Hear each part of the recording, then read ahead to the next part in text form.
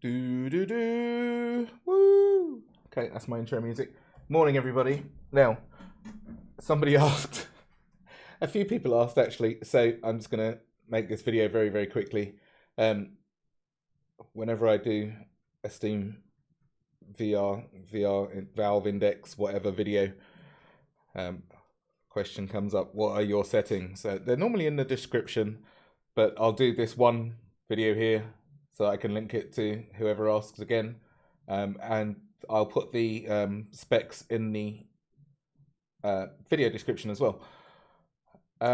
First of all, my PC that I play my games on is an i9 9900K overclocked just off the motherboard for 5 gigahertz.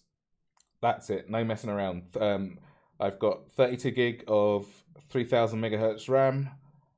Again, just using the XMP profile of the motherboard, and a Noctua air cool fan, NH-D 15, which keeps everything nice and cool. That's all good. I have a TitanX Pascal video card. That's the 10 series stuff. 12 gig of video RAM on there, and it normally runs. I'm using MSI Afterburner to keep it cool. Got a fan curve on there. You can look into that. It's very, very simple. I can do it, right? It's very, very simple. And it normally runs at about 1800 megahertz with its own boost clock thing, which helps, I hope. Now, as for the SteamVR setting, we'll go through them. This is the settings. These settings work for me. They may not work for you, but a little bit of trial and error here and there always helps. But this is what I am running. Now, first of all, start with Nvidia Control Panel. Now, these ones should work for everybody. Nvidia Control Panel in the Manage 3D settings part of it. I haven't changed very much. Most of it is left as default, but the things that I have changed are the anti-aliasing transparency and changed it to 2x super sample. Normally that's off. For power management mode, prefer maximum performance. Some people go with adaptive. I don't think that works. So prefer maximum performance is the one that works for me. Texture filtering quality. Now, again, lots of people go for high quality. The default is quality. I went with high performance. It gives... The card takes care of itself for graphics-wise, but high performance just seems to give the best frame rate all the time. Did I change anything else? Yes, for the VR pre-rendered frames. Now, this was recommended from the iRacing forums, and it seems to work. Pre-rendered frames 3. So I believe, not sure, that eliminates any stuttering that you might get from the card trying to catch up with the stuff that it's rendering. So it gives you a smooth image in your headset. It may not be so good for recording, but don't worry about that. If you just want a nice performance out of your games, then pre-rendered frames 3 works for me. That's it. I don't do anything else in there as far as I can see, but feel free to look at this. If anything looks different from yours, have a go, change it. It's not going to break anything. Windows will blue screen you if it really doesn't like it. All right, now next. Now this one, some people have all sorts of different reasonings for the next setting, which is the SteamVR settings itself. In the general window, let's have a look. I don't have anything checked. So apart from always on top, the display always on top, just for recording purposes. But I uncheck all these boxes. So SteamVR home, why are you having that running in the background? What do you want? Turn it off. Enable headset while computer is locked. Turn it off. What are you doing? You don't need your headset working when your computer's not even logged in.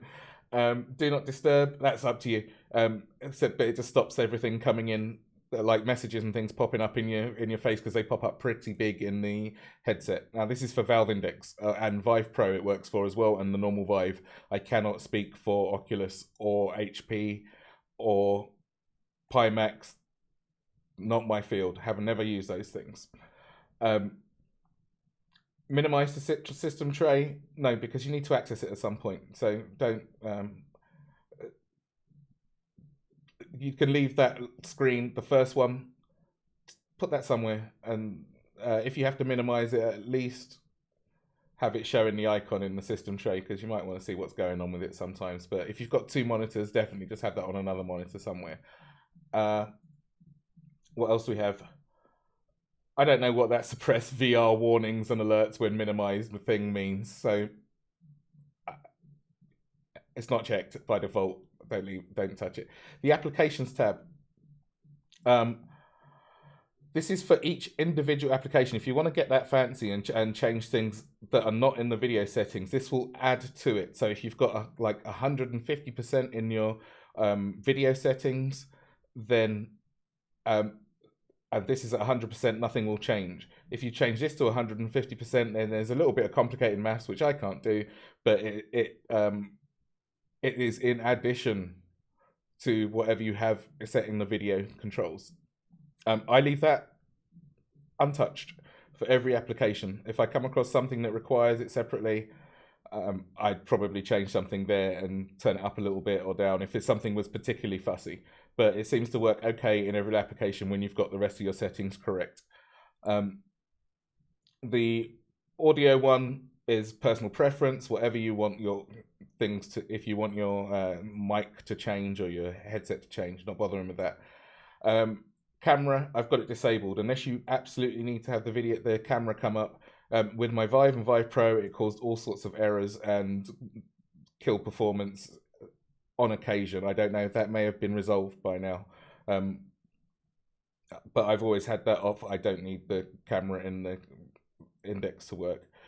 Bluetooth on, yes, you have to, otherwise your base stations aren't working. And if you've got a phone connected to it or anything like that, that needs to work. Base stations, power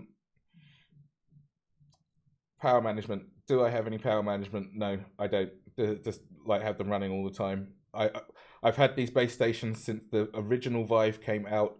I haven't changed them. They've never busted, but they are mounted to the wall. So just remember not to move them if they're on. Give them a minute to spin down before you have to move them, if you have to move them. USB, whatever. Developer panel. I would leave these as their defaults. I haven't changed anything. So the first 4 are checked. The second 4 are not. I don't know what a lot of these mean, so it hasn't had any effect on me. All right, so the big one, the video tab. If you're running this at 144 Hertz, it is extremely demanding no matter what graphics card you have. But if you can get things to run at 144 Hertz, it looks super smooth and it's very, very nice. So motion smoothing, there is no application I have found where motion smoothing is nice. It might be required for if you're using something like a 1060 or less, or any of the 900 series cards, but for motion smoothing, turn it off because it makes it look like someone's spreading melted butter. It looks like a Salvador Dali painting. For most fast applications. So if you're doing anything that's racing or flying, it just makes things spread all over the place. It's horrible. Turn it off. Better to turn something down than to get the motion smoothing from there, in my opinion. Remember, if you think it works for you, run with it. Hey. Right, so application resolution. I always go for enable custom resolution because whenever Nvidia come out with new graphics drivers, this changes to what it wants you to use depending on your system. Now, 144 Hertz, it is so greedy that it recommends 82%, which some of you may be thinking, oh my God, no, I'm not turning it down like that. I've tried it at 82, I went up to 100, I went up to 120. The only thing that changed with that, because of the settings that I have for individual applications, the only thing that changed there was the frame rate would drop. I wouldn't get any better quality. 82% was plenty. If you want to use 100%, so I'm not going below that, go down to 120 hertz. The rest of the settings apply. But for this card and my PC, 82% is perfectly fine. 120 hertz, then 100%, 105, 110. If you've got a 20 series card, I think you might be able to get a bit more performance out of it, but you may suffer elsewhere. That is it for SteamVR settings. Next, now individual applications. For the ones that I'm actually recording, this is what we've got. So, iRacing. The resolution is, this is the resolution of the window that displays. My mouse cursor isn't showing for this. That's really annoying, isn't it? Let's see what we can do about that.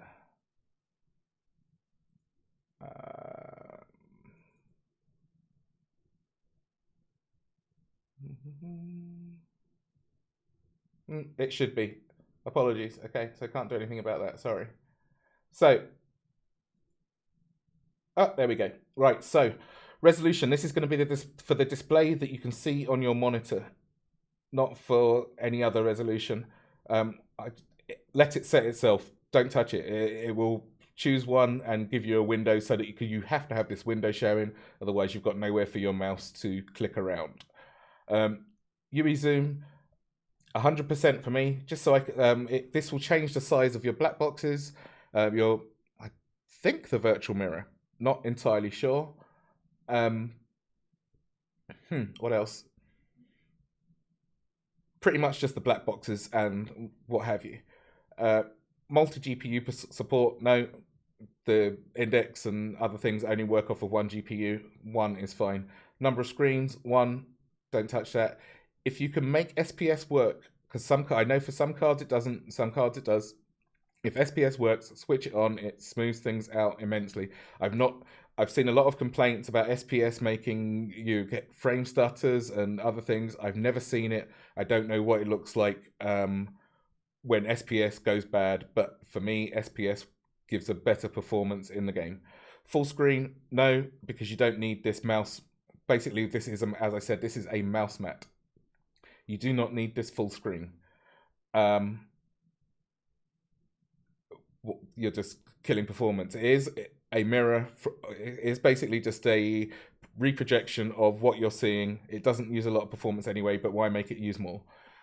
Border, yes, so you can move it around, so you can get it out of the way, move it to a better edge if you've got other applications running in the background that you need to be able to see. It doesn't need to be aligned because you've got a border. All of these will be set to 0 on the right-hand side. The monitor width and everything like that, they should just be 0. And the field of view, I don't think it matters what headset you're using. This goes to 110 degrees. You'll get what you get in your headset. So for the Index, it's 130 degrees-ish. For the Valve, for the Vive Pro and the OG Vive, 110. Performance, man, make this custom so that you're allowed to set everything. I've got mine whacked up to max quality and then adjusted things down as I needed them. So I'll go through them. Sky and clouds, high detail. Otherwise, you will get 1 frame per second. Anything less than that on the sky, and it's really distracting. Cars, high detail, because you want it to look nice, right? Well, you're not playing with Lego cars. Pit objects, medium detail is fine. It's enough to give you everything that you need to see in the pits, plus your pit guy and your toolboxes and everything else where you're supposed to stop, without you seeing everybody's everything, which will just kill your performance. Event, high detail.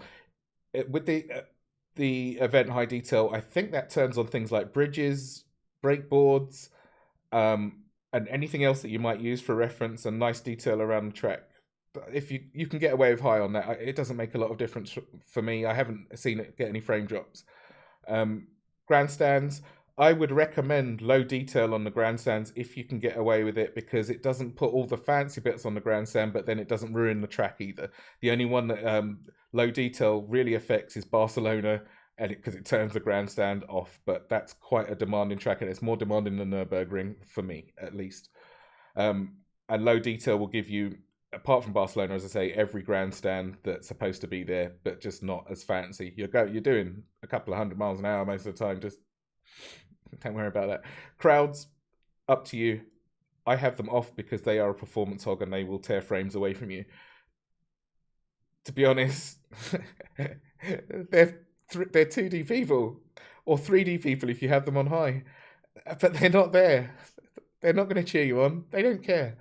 Have them on the replay. On the replay setting screen, you can have everything on. Doesn't matter. You know, it will kill your frames, but who cares? It looks fantastic anyway. You're not driving. Right, so crowds, off. Recommended. Objects, high detail, because you want to be able to see everything around the track. You don't want something not being there. Cones, I'm guessing. I don't know if they're there always, regardless, but I don't turn them off. Particles, high detail, otherwise you won't see lockup lines. You won't see tyre smoke. You won't see gravel. You won't see any of the detail that makes the game look nice. Full res, just to turn up the detail a bit more. You can see what the tooltips do. It doesn't hurt my frames. And what's this? Motion blur. Don't bother with that. This is not a Michael Bay movie. It's not a film. Just turn the motion blur off. Max cars, if you can. Now, sometimes this kills people's performance, either internet-wise or graphics-wise. But max cars, put 60. That's the most cars that can be on the track at any time. I think it might even be 55 now. But if you can get away with 60, have 60. You don't want cars blinking in and out, especially when you're trying to watch it back, because it will only record the cars that it can see. And if you're trying to watch a replay or something, if they're not recorded, they're not recorded. Frame rate, I just limit mine to 150.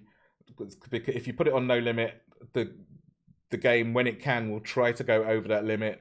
And why are you pushing your hardware more than it needs to? So put it at 150, so it's you've got a little bit of headroom over your 144 frames a second.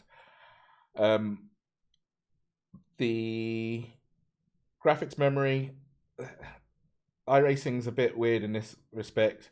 I use 4 gigabytes out of 12. Any higher than that, you start getting frame stutters. For me, I start getting frame stutters, and it just doesn't need it. It doesn't give you any extra performance, or it doesn't give me any extra performance. I could whiz it up to 12, and Windows would break, and why? RAM, I've never seen it go above, I think, 6 gig for anything. But hey, a little bit of overhead doesn't hurt. 8 gig of RAM. So if you use 3/4 of your system's RAM, hopefully that leaves you enough for. If you use 3/4 of the amount of RAM allocated, that gives you enough. I've used 1/4 of my system RAM for this. The rest is doing whatever it's doing. Now, for anisotropic filtering, no effect, I'm told. I was shouted at for this one. So I tried it. Bam, up to 16 times. Smooths out loads of things, makes things look very nice, and no performance hit. Well done, Matt. AA samples, you can get away if you really are concerned about the jagged lines or the slightly jagged lines. I mean, you can see them in the background. There's a tiny bit of shimmering on my white lines. That's as bad as it gets, and it probably is highlighted a bit more on this reflective view than it is in the headset. But if the more you put on the AA samples, the less that will be, but you will suffer some frame drops if you put anything on there at all rather than 0. Off for me is fine, but if you really don't like the slight jagged edges that you might get on some of the white lines, and I really mean it like that, then go up 2 times, 4 times, whatever, but don't kill your performance for it. Render dynamic track data, otherwise you don't get to see anything that goes on the track. Dynamic tire data, up to you. I don't care about seeing other people's skid marks going down the track. Nor do I care about the marbles. What are you doing out there? Get back on the racing line. Shadow maps, I have that off because as far as I know, that is the like the dynamic shadows and what have you that turn up on the car and they move all over the place. You still get shadows underneath the car with the shadow maps off. Night shadow maps, I've got all the night stuff off. It doesn't help. iRacing's got some new headlight modeling going on, and if you can't see them with your current card, maybe switch it on. But I can see just fine with the lights. Number of lights, well, I got that down to 2. I think that's the amount of lights that actually show up on the track around you. You're going to have a car in front, you're going to have a car behind. Anybody else is just going to get in your way. Now, the dynamic cube maps, just turn them off. They will instantly kill any performance that you may or may not have had if you even so much as put that up to 1. For me, again, if you can work with that and you want to see your car being reflected in the other car's door as you go whizzing by them and you're not looking at the next apex, fine, run with it. But otherwise, I think it's a bad idea. Again, try it. If you suddenly don't get any performance loss and you want that extra bit of eye candy, awesome, go with it. Shader quality, high detail, just so you don't have really flat looking surfaces. Now on the right hand side, these are all just like real eye candy stuff and also quality of life stuff. The show driver arms, for me, I don't like just seeing a steering wheel move in front of me or having a blank display because you can't see your own steering wheel in VR, of course. So show driver arms gives you a good indication that you're in the right place. Also, when you look down, when you get in the car and look down, if you can see your chest and your shoulders when you look left to right, you're in the right place in the car. Otherwise, you can adjust your camera. 2 past trees, little bit of a performance hog. Don't look at the trees, you're racing. But you can turn them on if you want. It doesn't make that much of a difference, but everything that you do turn on this screen will potentially kill your frames. So make it look nice, but you don't have to have it looking super fancy. Cockpit mirrors, up to you. If some people use them, some don't. Some people have got the virtual mirror on. The cockpit mirrors in a lot of the cars are terrible because they're 2D flat images and they are ugly. And also, like if you're in something like the Mazda, which is the worst effect, it doesn't give you 1 per eye. It gives you the same thing in each eye because it's like a LCD screen in the in-car mirror, and so it will make you go cross-eyed if you look at it. So that is why a lot of people have the virtual mirror on. In the single seaters, it's not that big of a deal. You've only got a mirror left and right. So turn on as many of those as you like, but each one will give you a tiny performance hit. Higher detail in the mirrors, not really. It's a performance hit for no extra information. You don't see dust clouds, and things like that in the mirrors. If you're paying that much attention to your mirrors, then we need a little word. Headlights, medium detail's fine, but you can turn that up. It doesn't really hurt. Again, a little bit of a performance loss, but medium detail on the headlights is fine. You can still see them. You can see them flash, which is insanely annoying in VR. I keep them at medium anyway. Headlights on track in the mirrors, no need. That's just extra rendering for no reason. You can see the headlights all around your car. You know if someone's there. Look forwards. Virtual mirror field of view, entirely up to you. I have mine at 46 degrees because it just gives you some people like it at the default rate, which is about 120 or something, which makes a car that's half a second back look like it's like 5 miles down the road. This one shows it where it really is for iRacing's purposes. All the other stuff, heat haze, FXAA, distortion, sharpening, I wouldn't bother with those unless you've really got a lot of graphics overhead and you want to have those fancy effects while you're racing. Entirely up to you. HDR, as far as I know and up to date, doesn't work properly in VR, and it just kills performance for no reason. A little while ago, it made the lights look a lot brighter, but now they fixed the lighting a little bit. It's much better as it is off in VR. Video mem swap for high-res cars. That's a performance gain for whatever reason, I'm not sure, but I think that's good for monitors and VR. I leave that on and it's nice to see decent cars when they're around you. So I have the good textures on. That's the one thing that you can turn down that will give you a little bit of extra performance, but it's nice to at least have nice looking cars around you, if nothing else. High card numbers, that's for painting people. That is it. As I said, for the replay settings, go nuts, turn them up. But these, again, these effects over here, the ones that are unchecked, not a great deal of, they don't really notice very much in VR, unless you want really nice screenshots or something. You can turn it on, doesn't matter. Makes no difference at all. Okay, finally, DCS. Now, we've been trying and trying and trying. Now, DCS will automatically, and I've not seen any other way, but some people say they get different effects with the 20 series cards, especially 2080 Ti's. Maybe. I don't know. I haven't tried it myself. If you're running with the frame meter switched on for anything other than seeing how many frames you're getting at the time, then you're just going to be focused on that, and it will take away from your experience. Turn it off. Because even if it loses 30% of its frames, as long as you're at the cap at some point, you probably won't notice the frames missing. You do on recordings, but for you playing, you're not going to. Now, in order to see as far as possible, if your video card can take it and you don't get huge stutters, this is what I use. Now, so textures at high, so maximum textures. Terrain textures high, civilian traffic, personal preference. I just like to have a little bit of traffic on there to make the place look like it's got some life in there. Water low. The high water does take more performance, and the low water still looks nice. The medium water looks nicer. High water looks nicest. But again, unless you're in a chopper and you're always on the ground, you're probably not going to notice very much with this. But if you've got the overhead to use it, turn it up. But that's one of the things that will take your performance away.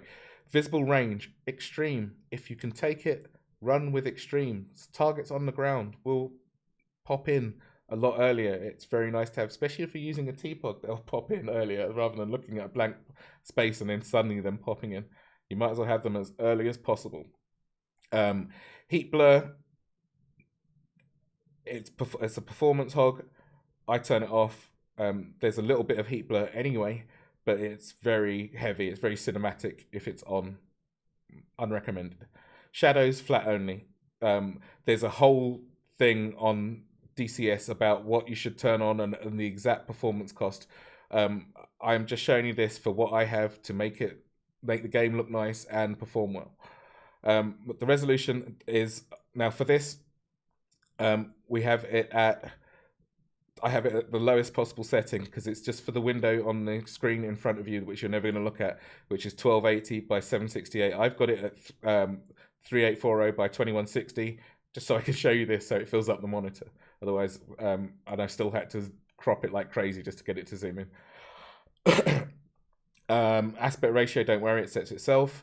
Monitor one screen. Res of cockpit displays. I would recommend that you have it on 1024 just for the purpose of having a nice sharp display. If you put it on 256 or 512, you cannot, it doesn't matter what you do in any other setting, it will look fuzzy, and you want to be able to read your dashboard and your gauges.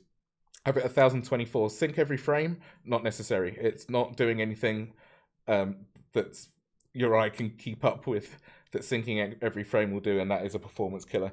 MSAA, you've already set your super sampling in Nvidia Control Panel, and this will, sure, it might make it look nicer, not much, but it will tear your frames to pieces. Depth of field, why would you want anything blurry? Again, it's nice for replays and what have you, but turn it off. My recommendation. Lens effects, none. Again, not Michael Bay film, but if you're doing like really nice videos or something, you can turn all this stuff on, because when you're watching the replays, even if it drops to like 15 frames a second, you won't notice it when you're watching the replays. You will when you're playing. Motion blur off. Double SAA, again, another anti-aliasing thing. You've set it in Nvidia Control Panel. You will just lose frames from this. If you're suffering badly from jagged edges, then you can play about with these, but I recommend both the MSAA and the SSAA to be off. Clutter and grass. If you're I do a lot of helicopter stuff. It's nice to see the grass and see it nice and thick and lush, but it does hit your performance a little bit. About 2/3 of the way up, I've got it up at 1,000. What's it go up to? 1,500, yeah. And that gives you nice grass and floor effects. But if you're in jets and you're in orbit half the time, turn it off to 0. It gives you some frames back. All of these things will give you frames back if you turn them down. Tree visibility, for me, trees popping in as you roll towards them is really distracting. So I have that up pretty high at 75%. I can't see them until it's necessary to see them, which is 30 nautical miles away, something like that. Preload radius, if you have got the RAM for it and the speedy enough hard drives, SSDs, NVMe drives, whatever you're using. I've got this installed on an NVMe drive, and the Samsung one, I think it's a 960 or something like that, or 970, a very, very fast read rate, which stops any sort of stutters. The faster you can get your DCS installed on a drive, the faster drive you can get your DCS installed on, the better. So, but preload radius stops huge loading times. It gives you as much in your system already loaded as possible and as minimum loading times while you're in sim. So max that out if you can. Chimney smoke density. Just so you can see the smoke, 1 is enough. It goes all the way up to 10. I don't even know what that looks like. I'm sure it's horrible.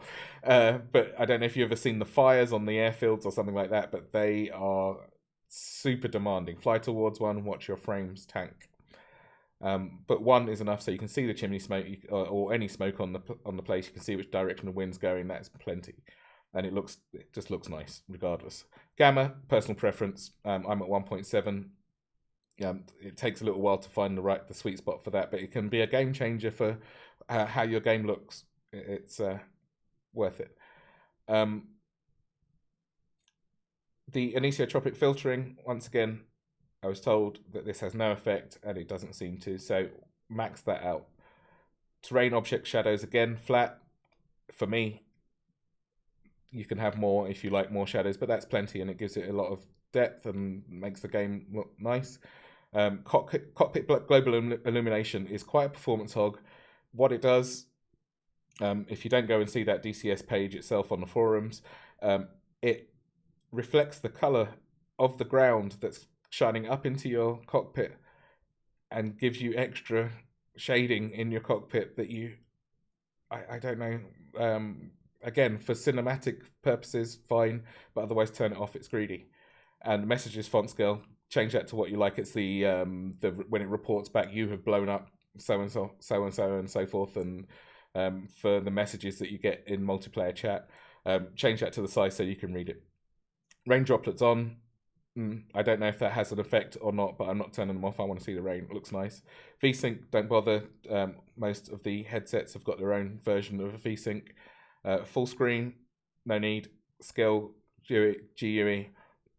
I don't know. That it changes the briefing screen and the plane choice screen. I wouldn't worry about it.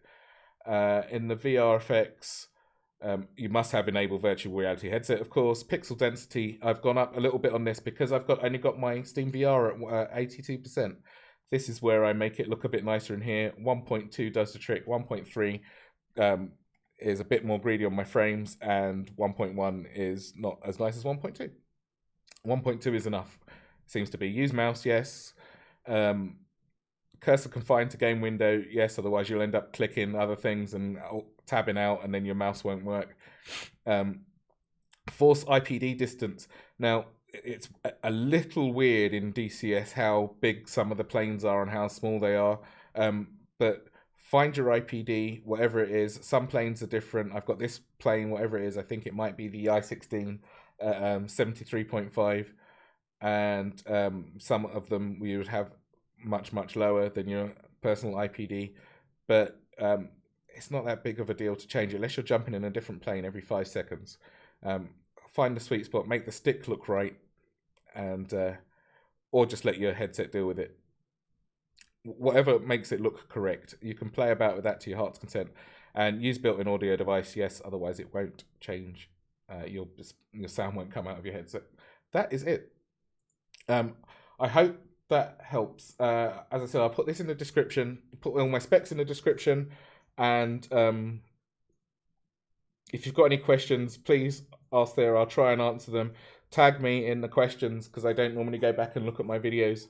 And it might, for this one, I saw somebody asked a month ago. It's the first time I've gone back and looked at the video, so apologies for that. It's MMX2 or something like that. Sorry, man. But here it is.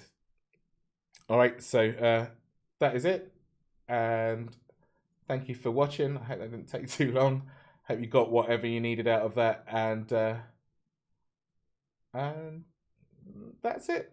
Subscribe, follow any new stuff you'll see up there. All right, thanks. Bye.